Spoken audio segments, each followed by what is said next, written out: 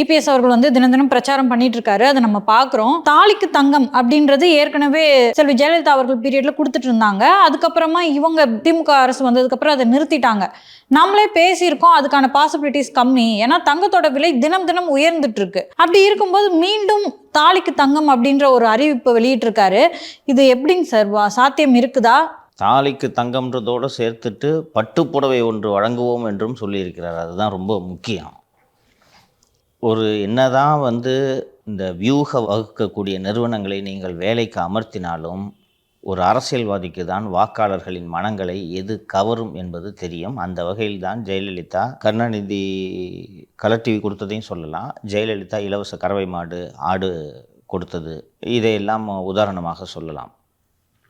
நீங்கள் மாதம் 1000 ரூபா கொடுக்குறீங்க. ஃபஸ்ட்டு வாங்கும்போது பேங்க் அக்கௌண்ட்டில் 1000 ரூபா வரும்போது உங்களுக்கு ரொம்ப மகிழ்ச்சியாக இருக்கும். அதுக்கப்புறம் அது பழகி போயிடும். 1000 ரூபா வரும்ன்ட்டு பழகி போயிடும். அது உங்களுக்கு ஒரு பெரிய அளவில் உங்களோட மனதளவில் ஒரு குடும்பத்துக்கோ அல்லது ஒரு பெண்ணுக்கோ அது ஒரு பெரிய தாக்கத்தை ஏற்படுத்துமா உளவியல் ரீதியாக என்று சொன்னால் ஏற்படுத்தாது. கணக்கு போட்டு பார்த்தா குடும்ப தலைவிக்கு 1000 ரூபாய், படிக்கிற பட்டதாரி பெண்ணுக்கு ஒரு 1000 ரூபாய்ன்ட்டு கூடுதலாக கூட இந்த தொகை வரும்.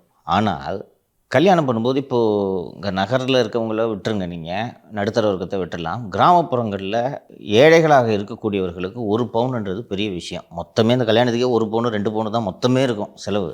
அப்படி இருக்கும்போது அந்த 1 பவுனை தாலிக்கு தங்கம்னு தாலியாக கொடுக்கும்போது அந்த திட்டத்தின் கீழ் கல்யாணம் பண்ண பெண்ணுங்கள்லாம் நினச்சி பார்ப்பாங்க, இது அம்மா கொடுத்த திட்டத்தில் எனக்கு இது தாலி வந்துச்சு அப்படின்ட்டு. ஸோ அதை நான் மீண்டும் அறிமுகப்படுத்த போகிறேன் அப்படின்ட்டு திரு பழனிசாமி அவர்கள் சொன்னதோடு இல்லாமல் இப்போ தாலிக்கு தங்கத்தோடு சேர்த்து ஒரு பட்டுப்புடவை என்பதையும் அறிவித்திருக்கிறார். அந்த இதில் அரசியல் தலைவர்கள் வழங்கக்கூடிய, அரசு வழங்கக்கூடிய இந்த திட்டங்கள் எல்லாத்துக்கும் பின்னாடி ஒரு சமூக காரணம் இருக்கும். நான் ஏற்கனவே சொல்லியிருக்கிறேன். நான் கூட இந்த இலவச வேட்டி சேலையெல்லாம் இப்படி கொடுக்குறாங்களே, இது எதுக்கு, இதனால இதை வச்சுக்கிட்டா இவங்க கட்டிகிட்டு இருக்க போகிறாங்க அப்படின்ட்டு நான் நினைத்த போது, அந்த இலவச வேட்டி சேலையை இவர்கள் வெளியில் கொள்முதல் செய்வதில்லை. அந்த இலவச வேட்டி சேலையை இவர்கள் இங்கே இருக்கக்கூடிய கூட்டுறவு நெசவாளர்களிடமிருந்து கொள்முதல் செய்கிறார்கள். அந்த கூட்டுறவு நெசவாளர்களிடமிருந்து அரசு கொள்முதல் செய்யாவிட்டால் அவர்களுக்கு வேலையே கிடையாது. யார் இன்றைக்கி இந்த தறியில் நெய்கிற வேட்டி புடவையெல்லாம் இன்றைக்கி யார் வாங்குறா? ஸோ அரசு வருஷம் 2 கோடி புடவை 2 கோடி வேட்டி வாங்குது. இது போக முதியோர் பென்ஷன் வாங்கக்கூடியவங்களுக்கு ஒரு வேட்டி சேலை, அது ஒரு எத்தனை லட்சம் வருதுன்றது தெரியல. இது போக பள்ளி குழந்தைகளுக்கு சீருடைகள், இது எல்லா வேலையும் ஆர்டரும் அந்த கூட்டுறவு நெசவாளர்களுக்கு சென்று சேருவதால் அவர்களுடைய வாழ்க்கை வருடம் முழுக்க இருக்கிறது. இதை வாங்கி இலவசமாக ஏழைகளுக்கு இந்த புடவை வேட்டியை கொடுப்பது மூலம் அவர்களும் மகிழ்ச்சி அடைகிறார்கள், நெசவாளர்கள் மகிழ்ச்சி அடைகிறார்கள். அந்த வகையில் நேற்று நெசவாளர்களை எல்லாம் சந்தித்து நேற்று குறை கேட்டுக்கிட்டு இருந்தாருன்னு நான் சொன்னேன். கேட்டுக்கிட்டு அவர்களுக்கு வாழ்வளிக்கக்கூடிய வகையில் நான் தாலிக்கு தங்கத்தோடு சேர்த்து பட்டுப்புடவை என்பதையும் கொடுத்துருக்கிறார். பெண்களுக்கு புடவை மீது இருக்கக்கூடிய ஆசை என்ன என்பது எல்லோருக்கும் தெரியும். இப்போ இந்த கல்யாணம் பண்ணிக்க போகிற இந்த பிள்ளைங்களுக்கு, பட்டதாரி பிள்ளைகளுக்கு அரசின் சார்பில் ஒரு பட்டுப்புடவை என்று சொல்லும்போது அவர்களுக்கு இது ஏற்படுத்தக்கூடிய தாக்கம் என்பது பெரிது. இதே தாக்கத்தை இந்த 1000 ரூபாய் செய்யுமா என்று கேட்டால் செய்யாது. ஸோ எத்தனை வியூகம் வகுக்கும் நிறுவனங்கள் இருந்தாலும் வாக்காளர்களின் மனதை படிக்க தெரிந்தவன் தான் நல்ல அரசியல் தலைவராக உருவாக முடியும் என்பதற்கு பழனிசாமி ஒரு உதாரணம். அவர் நியமித்திருக்கக்கூடிய அந்த வியூக வகுப்பு நிறுவனம் இந்த யோசனையை சொல்லியிருக்கும் என்று எனக்கு தோன்றவில்லை. கட்சி தலைவர்களாக பேசி அன்னை இதை கொடுக்கலாம் என்று அவர்கள் முடிவெடுத்திருப்பார்கள் என்று தான் நான் புரிந்து கொள்கிறேன். நல்ல ஸ்கீமு கொடுக்க முடியும். பவுன் இன்னைக்கு என்ன பாவல 80,000 ரூபா சார். டிஎம்கே கவர்மெண்ட்டு மாதம் 1000 ரூபா ஸ்கீமை தாலிக்கு தங்கத்தை ட்ராப் பண்ணிட்டு தான் கொண்டு வந்தாங்க. வேறு ஒரு ஸ்கீம் ஏதோ 1-2 ஸ்கீம், முதியோர் பென்ஷன்லாம் பல இடத்துல நிறுத்திட்டாங்க. அதை நிறுத்திட்டு தான் இதை கொடுத்தாங்க. இன்னொன்று சார், இந்த மாதிரியான ஒரு திட்டங்கள்லாம் கொண்டு வரனால இந்த நெசவு தொழிலாளர்கள்லாம் போய் கிட்னி வைக்க வேண்டிய நிலைக்கு தள்ளப்பட மாட்டாங்க அப்படின்றது அது ரொம்ப ஒரு அவலமான விஷயம். அது போல் ஒரு கூலி தொழில் செய்பவர்கள் தான் இந்த கிட்னியை விற்கக்கூடிய வேலைகளை செய்திருக்கிறார்கள், விற்று ஏமாற்றப்பட்டிருக்கிறார்கள். 40 முதல் 50 லட்சம் ரூபாய் வரை இந்த கிட்னி விற்கப்பட்டிருக்கிறது என்ற தகவல் மிகவும் அதிர்ச்சி அளிக்கக்கூடிய வகையில் இருக்கிறது. நேற்று டைம்ஸ் ஆஃப் இந்தியாவில் வந்திருக்கக்கூடிய ஒரு செய்தி, இந்த அரசில், இந்த ஆட்சியில், ஏன்னா திமுகவினர் சம்மந்தப்பட்டிருக்கிறார்கள், திமுகவுக்கு நெருக்கமான மருத்துவமனைகள் இதில் சம்மந்தப்பட்டிருக்கின்றன என்ற அந்த செய்திகள் வந்து கொண்டிருக்கக்கூடிய நேரத்தில் நேற்றைய டைம்ஸ் ஆஃப் இந்தியாவில் பெரம்பலூரில் ஒரு மருத்துவமனையில் இந்த கிட்னி திருட்டு தொடர்பாக நடந்த விசாரணை பாதியில் நிறுத்தப்பட்டது என்று ஒரு செய்தி வந்திருக்கிறது.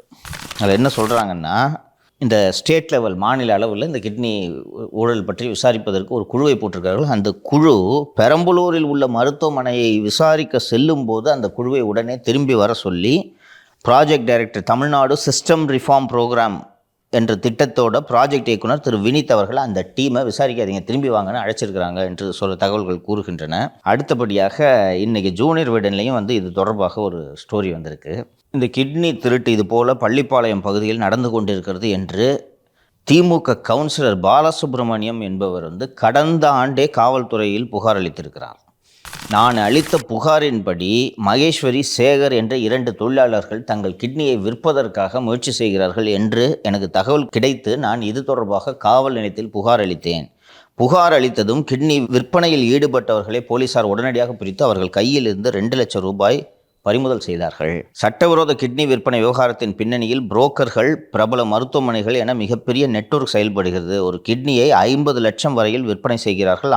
ஆனால் கிட்னி எடுக்கப்பட்டவர்களுக்கு 2 முதல் 5 லட்சம் மட்டுமே கொடுக்கின்றனர். நாமக்கல் மாவட்டம் முழுவதும் 1000க்கும் மேற்பட்டோர் இந்த மோசடி கும்பலிடம் தங்களது கிட்னியை விற்றிருக்கிறார்கள் என்று தகவல் தெரிய வருகிறது.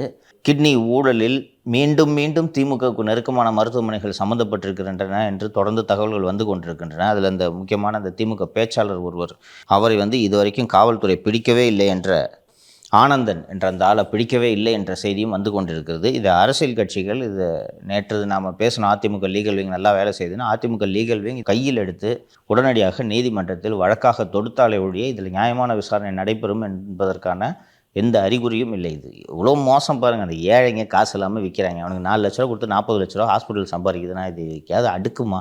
திமுக பேச்சாளரை அவனை பிடிக்க முடியலையா காவல்துறையால்? இந்த லட்சணத்தில் தான் இவர்கள் ஆட்சி நடத்தி கொண்டிருக்கிறார்கள். இதெல்லாம் எந்த வகையில் பாரதூர விளைவுகளை ஆட்சிக்கு ஏற்படுத்தும் என்பதை நாம் பொறுத்திருந்து பார்க்க வேண்டும்.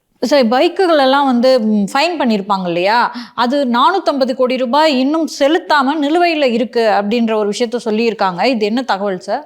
டைம்ஸ் ஆஃப் இந்தியாவில் இது தொடர்பான செய்தி வந்திருக்கிறது. நிலுவையில் இருக்கக்கூடிய பெனல்ட்டி, அபராத தொகை, காரு, பைக்கு எல்லாவற்றுக்கும் சேர்த்து சென்னை மாநகர காவல்துறை வசூலிக்க வேண்டிய தொகை மற்றும் 450 கோடி ரூபாய் என்று புள்ளி விவரங்கள் கூறுகின்றன. அதாவது என்னென்னா, நம்ம பிரசாத் மாதிரி 6300 ரூபாய் கட்டாமல் வச்சுருந்தால இது போல் 450 கோடி ரூபாயை வசூல் செய்யாமல் அப்படியே நிலுவையில் இருக்கிறது. இதை காவல்துறையால் வசூலே செய்ய முடியவில்லை. கர்நாடகா போன்ற இடங்களில், பெங்களூரில் என்ன பண்ணியிருக்காங்கன்னா, இப்போ ஒருத்தனுக்கு 5000 ரூபாய் ஃபைன் இருக்குன்னா எவ்வளோ நாள் கட்ட முடியும்னு கேட்டுட்டு 1000 ரூபாய் கட்டினா 4000 ரூபாயை தள்ளுபடி செய்வது, இது போன்ற திட்டங்கள் இருக்கின்றன. சென்னை மாநகர காவல்துறை இந்த 450 கோடி ரூபாயை வசூல் செய்வதற்கு எந்த விதமான முயற்சிகளையும் எடுக்கவில்லை அப்படின்ட்டு இன்றைக்கி டைம்ஸ் ஆஃப் இந்தியாவில் வந்திருக்கக்கூடிய இந்த செய்தி தெரிவிக்கிறது. இதில் நம்ம பார்க்க வேண்டியது என்னென்னா, நம்ம ஏற்கனவே பேசியது போல் சென்னை நகரில் 90% வாகனங்கள் மீது அபராத தொகை நிலுவையில் இருக்கும். இதுபோல தான் பிரசாத்தோட பைக்லேயும் இருந்துச்சு. பிரசாத்தோட பைக்கை தூக்கிட்டு போய் 20 நாள் வச்சுருந்து அபராத தொகையை செலுத்திய பிறகும் நீங்கள் திருப்பி கொடுக்காம போய் தகராறு பண்ணி நீதிமன்றத்தில் வழக்கு தொடுத்த பிறகு இந்த பைக்கு கொடுத்தீங்க. 450 கோடியை வசூல் செய்வதற்கு இந்த காவல்துறை, அருணின் கீழ் வேலை செய்யக்கூடிய இந்த காவல்துறை என்ன நடவடிக்கை எடுத்தது? இதுக்கு தான் இப்போ வழக்கு போட்டிருக்கிறது. இது அப்பட்டமான பழிவாங்கலாக தெரியவில்லையா? அப்போ 90% சென்னை மாநகரில் இயங்கக்கூடிய 90% வாகனங்களில் அபராதம் நிலுவையில் இருக்கிறது. கட்டலை. ஒவ்வொருத்தனும் 10 ஃபைனு 12 ஃபைன். என்னென்னா, வேண்டுமென்றே கட்டக்கூடாது என்பது இல்லை. போய் ஒரு தானியங்கியாக ஃபைன் விழுந்துருது. ஸ்டாப் லைனுக்கு போய் பக்கத்தில் தள்ளிப்படி நிற்பான், மேலே கேமரா பார்த்துட்டு ஃபைன் ஆட்டோமேட்டிக்காக விழுந்துருது. எஸ்எம்எஸ் வரும், அப்புறம் கட்டிக்கலான்னு சொல்லிட்டு விட்டுருவாங்க. இது போல் அக்யூமுலேட் ஆகி 450 கோடி ரூபாய் இருக்குது. இன்றைக்கி இதை வசூல் பண்ணுறது ஹியூமன்லி பாசிபிளா? நடக்கிற காரியமா? சார் இன்னொன்று சார், சட்டப்படி வந்துட்டு கட்டாயப்படுத்த முடியாது சார். அவங்களால பைக்கை பறிமுதல் செய்ய முடியாது அப்படின்றாங்க. குடிச்சு விட்டு வாகனம் இந்த மாதிரி லைசன்ஸை ரத்து பண்ணுறதெல்லாம் ஒரு 7-8 அஃபென்ஸ் பண்ணின பிறகு, பெரிய மேஜர் அஃபென்ஸ் பண்ணின பிறகு தான் பண்ண முடியும். ஸோ இந்த ஃபைனை வசூல் பண்ணுறதுக்கு போலீஸில் ப்ரொவிஷன் இல்லை. ஓகேவா? இதுதான் இன்றைக்கி சட்டம். இன்றைக்கி டைம்ஸ் ஆஃப் இந்தியாவில் வந்த செய்தி அதை தான் உணர்ந்து. அப்படி இருக்கும்போது நீங்கள் பிரசாத்தோட பைக்கை எதுக்கு தூக்குனீங்க? ஃபைன் இருக்குது, 6300 ரூபா இருக்குது. இது மாதிரி எல்லா வண்டியிலும் தானே இருக்குது. 90% வண்டியில் இருக்குதுன்னு சொல்லுவீங்களா? எத்தனை பைக்கை தூக்கிறீங்க நீங்கள்? அது ஒரு ரோட்டில் ஆஃபீஸ் முடிச்சுட்டு போகும்போது பைக்கை தூக்கிட்டு போய் வைக்கிறதுக்கான நோக்கம் என்ன?